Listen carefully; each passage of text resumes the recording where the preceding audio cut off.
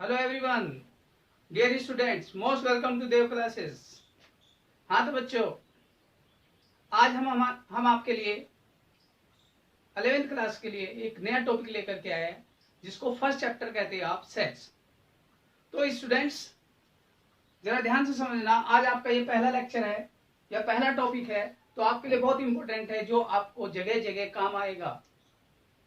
और मैं उम्मीद करता हूँ कि आप लोग यहाँ से एक अपनी अच्छी शुरुआत करेंगे।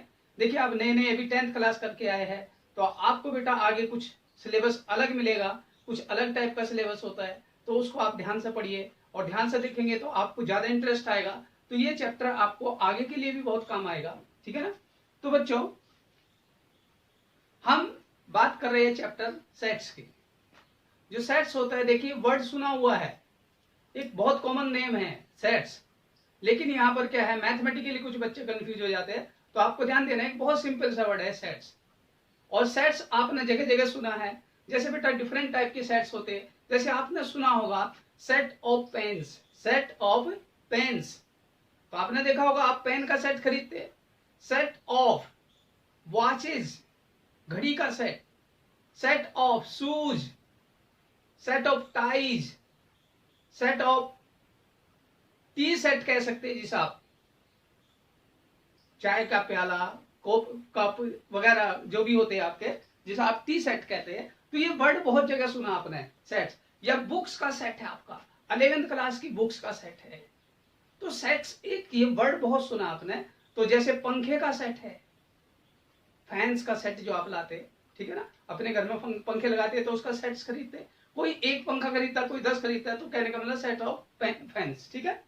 तो इसी तरह से सेट्स की बात हो रही है, लेकिन ये सेट्स वर्ड कुछ लोग कंफ्यूज रहते हैं। इसका बेसिक फंडा क्या होता है, देखिए, सेट्स का मतलब होता है सिमिलर, सिमिलर टाइप के ऑब्जेक्ट्स अगर कलेक्ट करके एक साथ देखे जाए तो बेटा उसे सेट्स कहते हैं।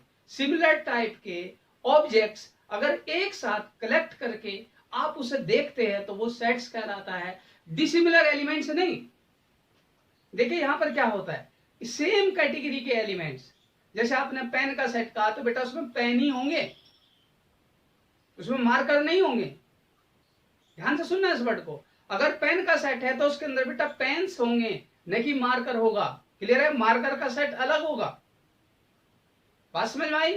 तो एक ही कैटेगरी के एलिमेंट्स को जब कलेक्ट करके रखा जाता है तो बेटा उसे सेट्स कहते हैं। उसे क्या कहते हैं, सेट्स कहते हैं। जैसे आपने सुना होगा टी सेट, और टी सेट मतलब उसमें चाय के, जो चाय पीने के लिए जो आप बर्तन यूज करते हैं, उसका जो सेट तैयार किया जाता है उसे टी सेट कहा जाता है, न कि उसमें आप कुछ और काम करने का काम करते हैं। क्लियर है। तो देखिए बेटा, इसलिए जब सेम कैटेगरी की बात होती है यहां पर उसे सेट्स कहा जाता है। जैसे हम स्टूडेंट्स का सेट कहें तो कौन सी क्लास के स्टूडेंट है, 11th क्लास है, 12th क्लास है, डिफरेंट डिफरेंट क्लास हो सकती है, या डिफरेंट स्कूल का होगा तो गड़बड़ हो जाएगा। तो इसलिए आपको सेम स्कूल के स्टूडेंट का सेट कहना पड़ेगा, सेम क्लास के स्टूडेंट का सेट कहना पड़ेगा।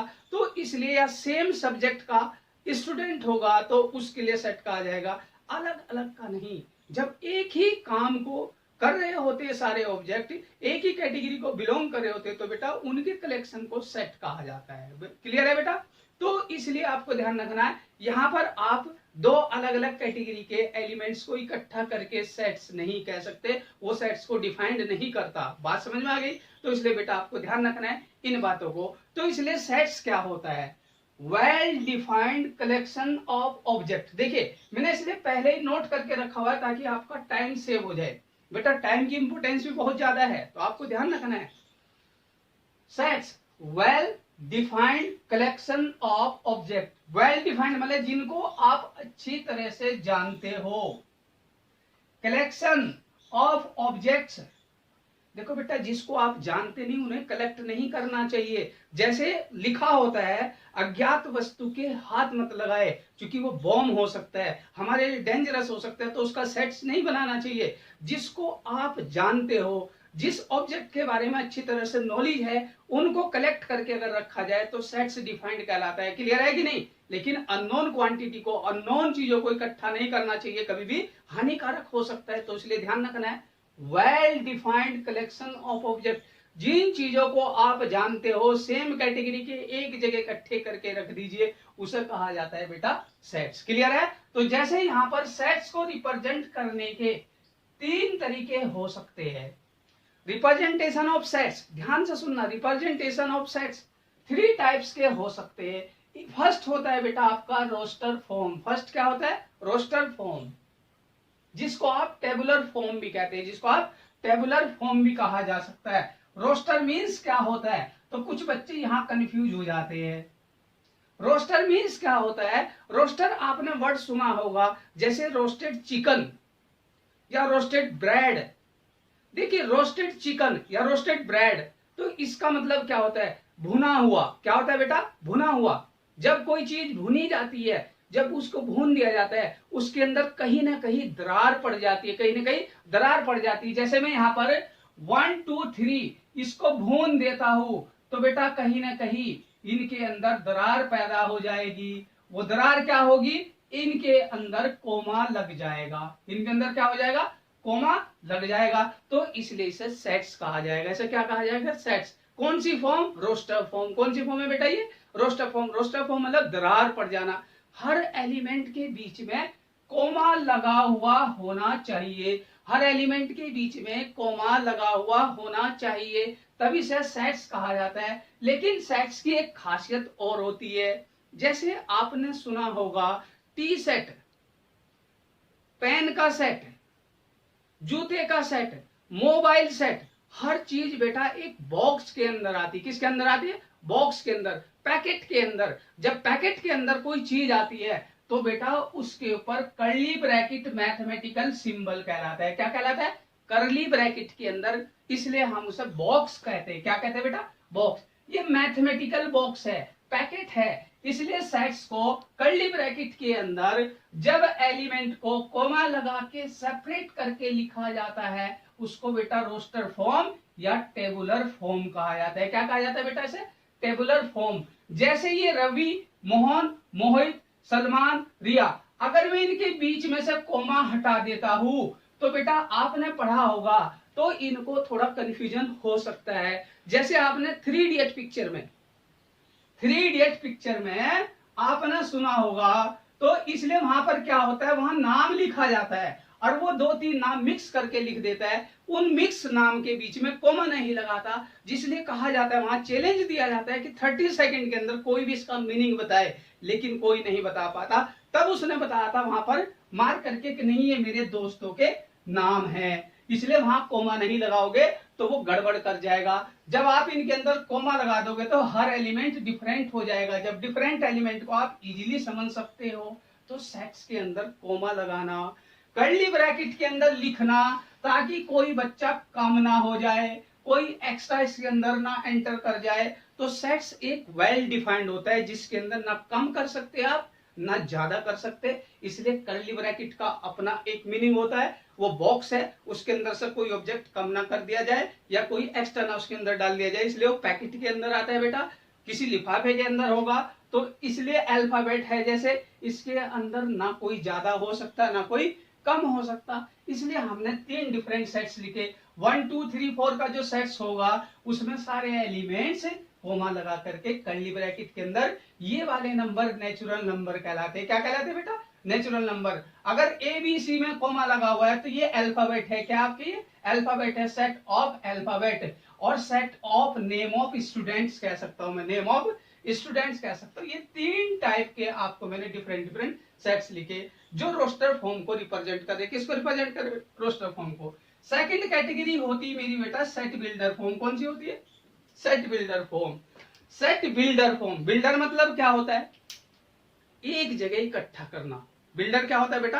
किसी चीज को इकट्ठा करना। बिल्डर जैसे बॉडी बिल्डर होता है, अपने मसल्स को एक जगह इकट्ठा करके दिखाता है, उसे बॉडी बिल्डर कहा जाता है। यहां सेट्स में क्या होता है? सारे एलिमेंट एक जगह इकट्ठे अगर कर दिए जाए, सारे एलिमेंट एक जगह अगर इकट्ठे करके लिख दिए जाए, उसे कहा जाता है बेटा ये x belongs to natural number है। क्या है ये? x belongs to natural number.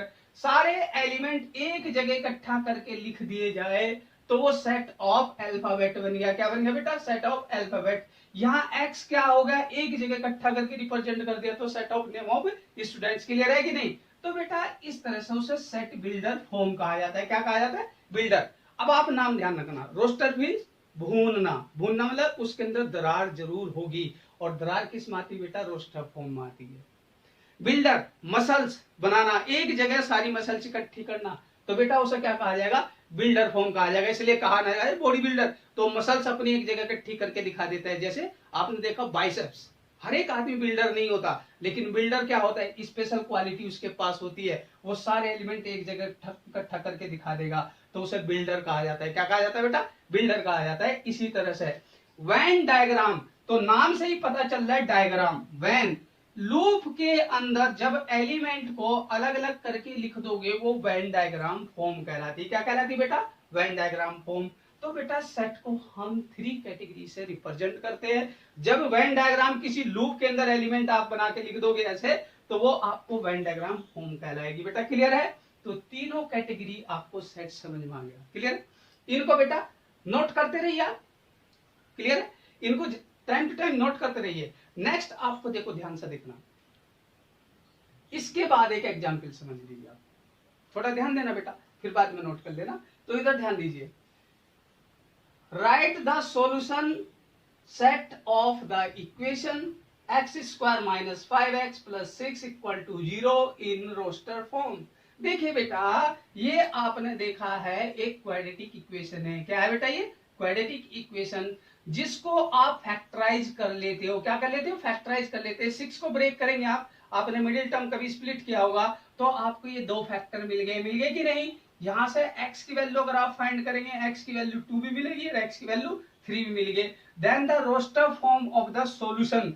Solution किस फॉर्म में मांग रहा है? रोस्टर फॉर्म में मांग रहा है बेटा, और रोस्टर फॉर्म में अगर मांग रहा है तो दिस वन कहलाएगा। क्लियर है? और ये जबकि सेट हो सकता था ऐसे, जैसे आपने लिखा x such that x square minus 5x plus 6 equal to 0।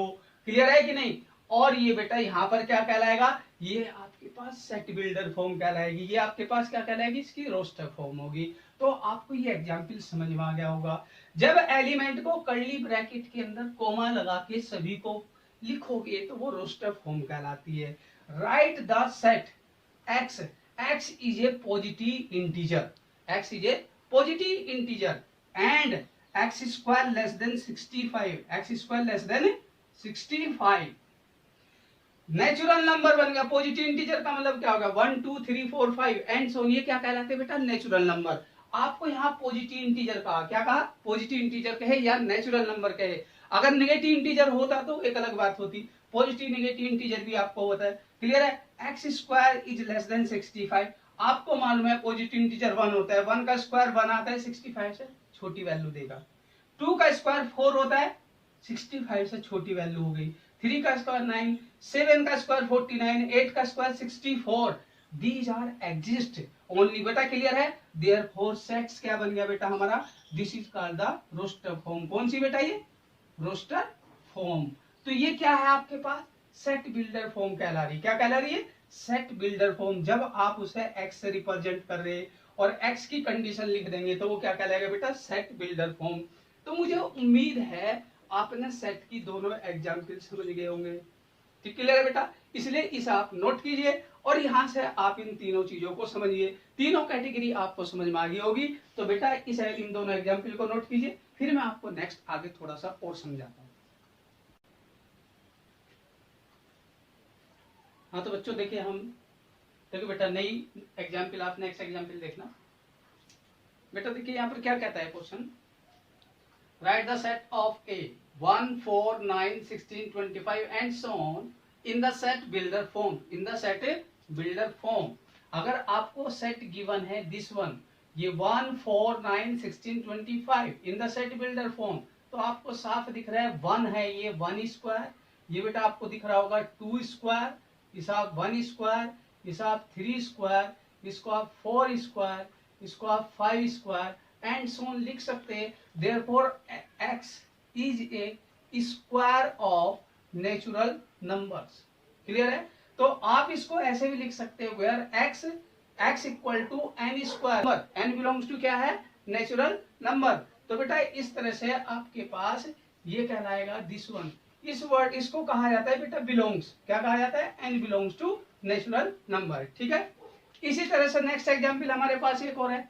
तो यहाँ पर नेक्स्ट एग्जाम्पल क्या कहती है, right the set of 1/2, 2/3, 3/4, 4/5, 5/6, 6/7 in the set builder form में इसको भी मुझे बनाना है। तो बेटा सेट बिल्डर फॉर्म क्या कहता है, आपको एक बिल्डर की तरह मतलब काम करना है, एक्स लिखना है, x इक्वल टू ऐसा नंबर होना चाहिए, ऊपर वाला नंबर नीचे वाले से कम होना चाहिए। तो ये आपको लिखना पड़ेगा n/n+1 where n belongs to natural number. लेकिन नेचुरल नंबर भी कहां तक है, 1 से लेकर के 6 तक। यहाँ पर इनफाइनाइट था इसलिए मैंने उसके आगे कुछ नहीं लिखा। तो यहाँ पर क्या है बेटा, 1 से लेकर के 6 तक। 6 देखो 1 2 3 4 5 6, क्लियर है। तो इसलिए आपको इसको सेट बिल्डर फॉर्म में ऐसे लिखना पड़ेगा। इसी तरह से नेक्स्ट एग्जाम्पल एक हो रहा है आपके पास, ये आपको सेट बिल्डर फॉर्म को देखिए रोस्टर फॉर्म में देखो यहाँ पर कर दीजिए, सेट बिल्डर फॉर्म में लिखना है इसको 2 4 8 6 32 एंड दिस वन।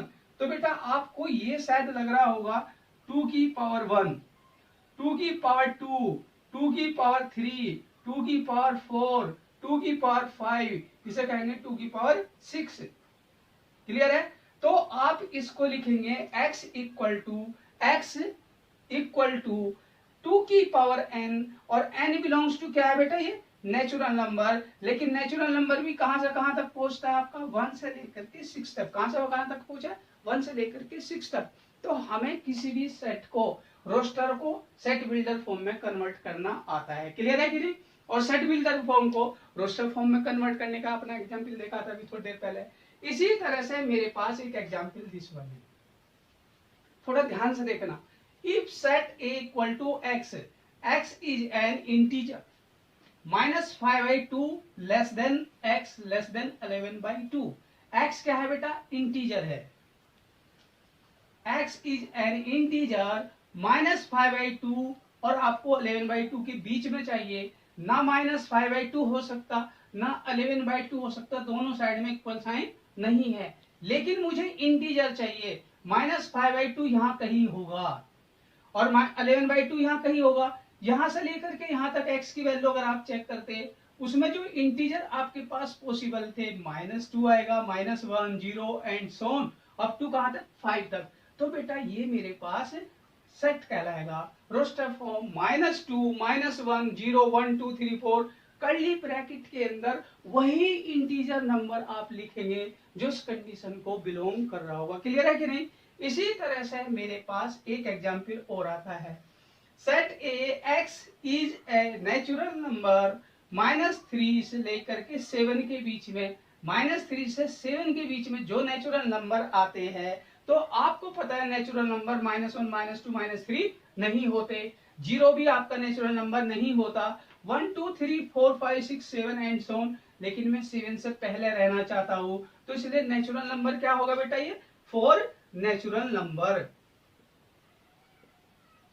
बोलो क्लियर है। इसलिए मेरे पास 1 2 3 4 5 6 तक ही काम करेगा। तो ये आपको सेट को इस तरह से लिखना है। इसी तरह से नेक्स्ट एग्जाम्पल और भी बढ़िया है। इफ ए सेट x दिया हो, सेट ए x के इक्वल गिवन है, x is an integer, x square less then 9। x क्या है बेटा, यहाँ इंटीजर है, क्या है, integer. Positive integer, negative integer, whole number, natural number सब पता आपको। इंटीजर -∞ से +∞ तक जो डिजिट नंबर होते हुए आपके पास इंटीजर नंबर कहलाते हैं, क्लियर है कि नहीं। x square less than equal to 9, तो x square -9 less than equal to 0। तो आप इसी तरह से उसको फैक्टराइज किया, क्लियर है। इस फैक्टराइज करने से आपको पता चलता है वैल्यू -3 और +3 के बीच की सारी वैल्यू इस इक्वेशन को सेटिस्फाई कर सकती है। अगर किसी को प्रॉब्लम आती तो बेटा इसको ट्राई करके देखना, ठीक है ना। अगर ये लेस देन है तो -3 +3 के बीच की सारी वैल्यूज को सेटिस्फाई करेगी, -3 +3 भी करेगी, -3 और +3 भी करेगी, क्योंकि इक्वल टू साइन 0 में है, क्लियर है। इसलिए आप -3 -2 -1 0 1 2 3 ये आप लिखेंगे किसके लिए, जब आपको x belongs to z integer दे रखा होगा।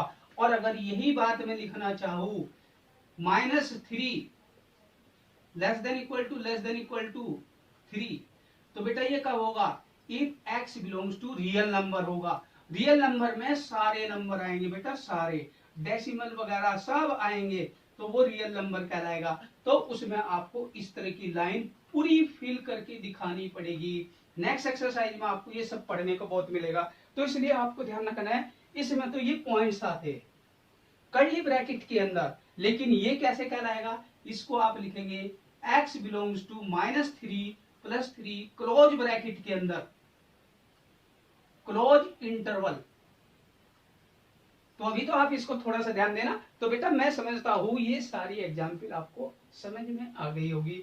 इसी तरह से सेट में अगर आप एग्जाम्पल लगाएंगे तो आपका चैप्टर बहुत अच्छा, बहुत इंटरेस्टिंग फील होगा आपको। आप इसको ध्यान से पढ़िए, चैप्टर बहुत ही आसान, बहुत इंटरेस्टिंग है, और इससे आपको आगे बेनिफिट मिलेगा बहुत ज्यादा। हर जगह कहीं ना कहीं इसका यूज होता है, तो आपको पहले से ही ध्यान रखना है। सेट का जो चैप्टर है आपके लिए बहुत बेनिफिशियल है। तो मैं समझता हूँ आपको बेटा चैप्टर समझ में आ रहा होगा। यहाँ से एक्सरसाइज कंप्लीट करना, फिर नेक्स्ट हम आपको आगे फिर पढ़ाएंगे इसमें। तो ध्यान रखना बेटा, तब तक आप इसको अच्छी तरह से स्टडी करना। उम्मीद करता हूँ आप लोग को समझ में आया होगा। मेरा लेक्चर समझ में आया तो बेटा उसे शेयर करना, लाइक करना, और यहाँ तक कि किसी तरह की भी अगर डाउट आते हैं तो आप मेरे को मेरे व्हाट्सएप नंबर पे सेंड करके मेरे से डाउट भी पूछ सकते हो। और अगर किसी तरह की दिक्कत आती है तो आप मेरे को कॉल भी कर सकते हो। ठीक है ना बेटा, थैंक्स एवरीवन।